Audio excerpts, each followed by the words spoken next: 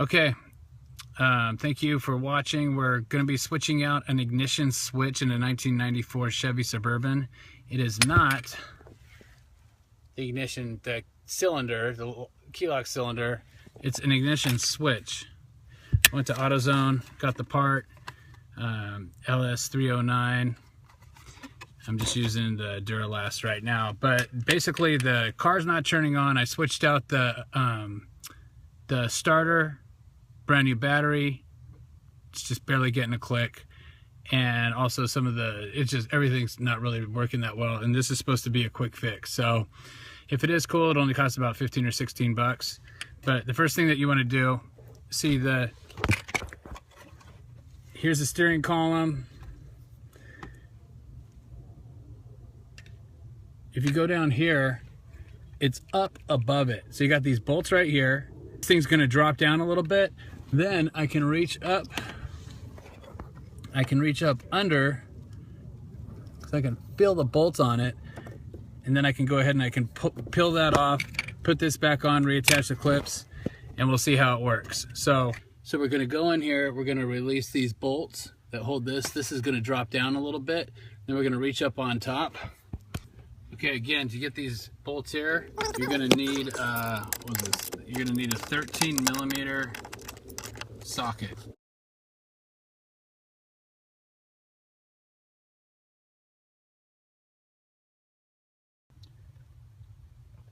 So remove these so that you can reach your hand up behind it, because otherwise they're just too much in the way.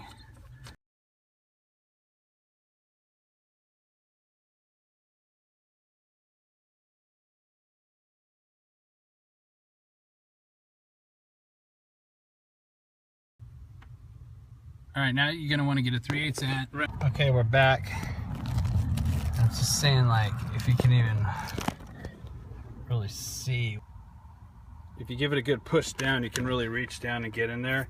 And if you look right down there, right, that, where my finger is, this here, that is the switch. And this bolt right here, that little bolt, is the other bolt that needs to get off. And then you can see farther back, that one right back there is the other one that we already took off. So push down, then you can reach down the chute and you can take off the bolt. It'll actually make your life a whole lot easier if you just go ahead and remove the 4 bolts and then pull off the dash cover. Okay, now if that's off, doesn't look like it's not nice, but there you can see the switch right back there. And I just got to go ahead and pull that little bolt. So you're going to want to use okay, so I'm pulling it down from the top up there. Just kind of got to wiggle it out. Okay, I just went ahead and snapped these wires, just put them back in exactly how they were in the other unit. It doesn't look like there's too much corrosion, but if any of those connectors were bad, then that could be the ignition switch running my life and making me have to work on this damn thing. So I'm gonna go ahead and put this back up. We're just gonna feed it right back up in there, over on the top, and then we're gonna put in the 2 bolts. Make sure that this goes inside the latch. You can see that it slides back and forth. That guy right there slides back and forth, back and forth. So that goes inside this little part here. So when it goes down and it clicks onto the thing like this, that little part pops right up in there, and then that is what makes the ignition start.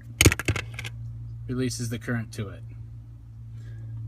So once again, that right there, right there.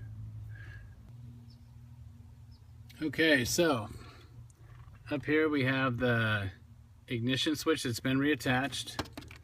The 2 bolts have been put on. This blinker, or whatever the hell that is, The rod needs to go in there, and then this is the rod from the ignition switch that goes in underneath and up into it, which makes it slide back and forth. You notice that it's on there like this. This is the old one.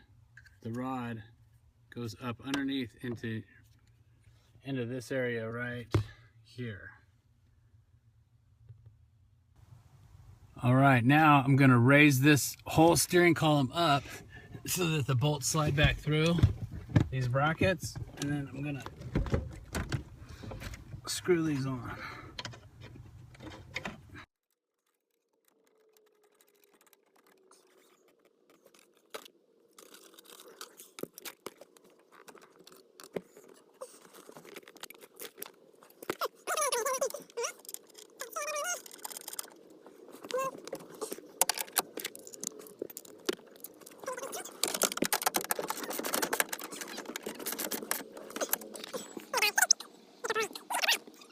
Okay, now I'm going to go ahead and put the dash back on.